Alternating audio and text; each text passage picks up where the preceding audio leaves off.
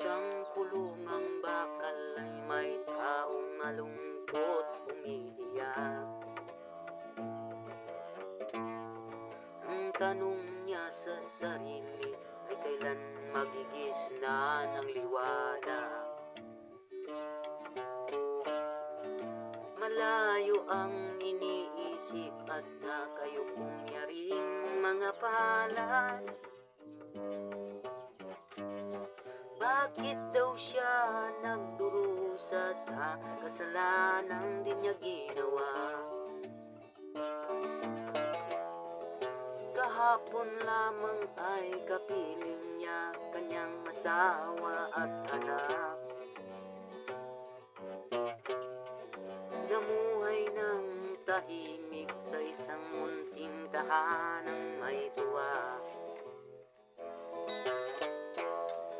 Ang kaligayahan ay pinutol, isang paratang sa kanya.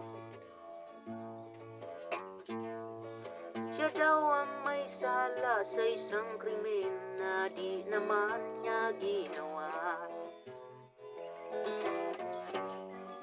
Wala na bang katarungan ng isang nilalang na tulad niya?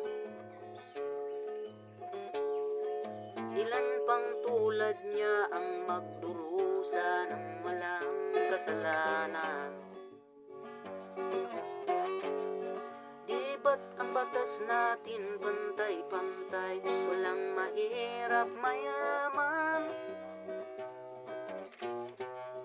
Bakit marami ang nagdurusa mga walang kasalanan? Mga ilang araw na lang harapin na niya ang bitayan. Paano niya isisigaw na siya'y sadyang walang kasalanan? Tanging ang Diyos lamang ang siyang saksi at siyang nakakaalam. Diyos na rin ang siyang bahalang maningil kung sino may kasalanan.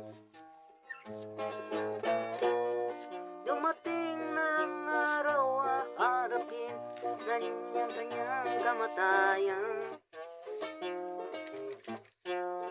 Sa isang upuang bakal na kay dami ng buhay na inutang.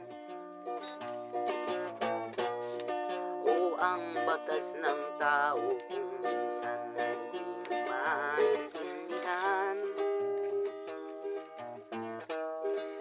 Ilan pang tulad niya ang magdurusa ng walang kasalanan?